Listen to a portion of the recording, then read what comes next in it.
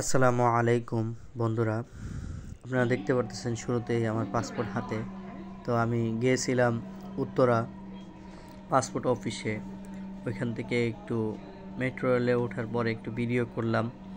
আপনারা দেখতে পারতেছেন মাশাআল্লাহ কত সুন্দর দৃশ্য, মনোরম পরিবেশ।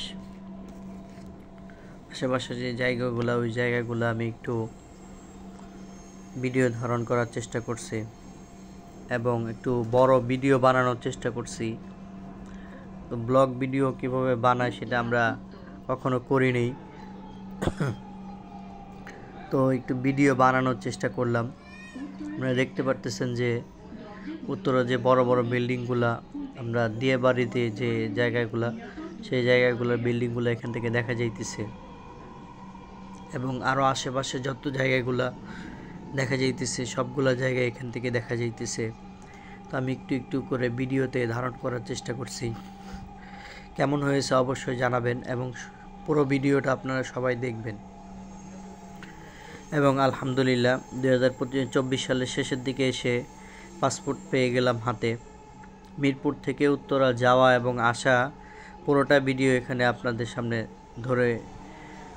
ধরলাম। আপনারা অবশ্যই পুরো ভিডিওটা দেখে আমাকে জানাবেন যে কেমন হয়েছে। ইনশাআল্লাহ সামনে থেকে আরও এরকম ভালো ভালো ভিডিও আপনাদের মাঝে নিয়ে আসবো। সবাই দোয়া করবেন যেন সামনে থেকে আরও এরকম ভালো ভালো ভিডিও তৈরি করে আপনাদেরকে উপহার দিতে পারি।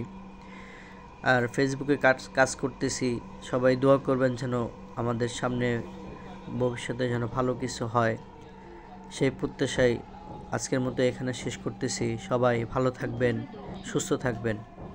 আসসালামু আলাইকুম ওয়া রাহমাতুল্লাহি ওয়া বারাকাতুহু।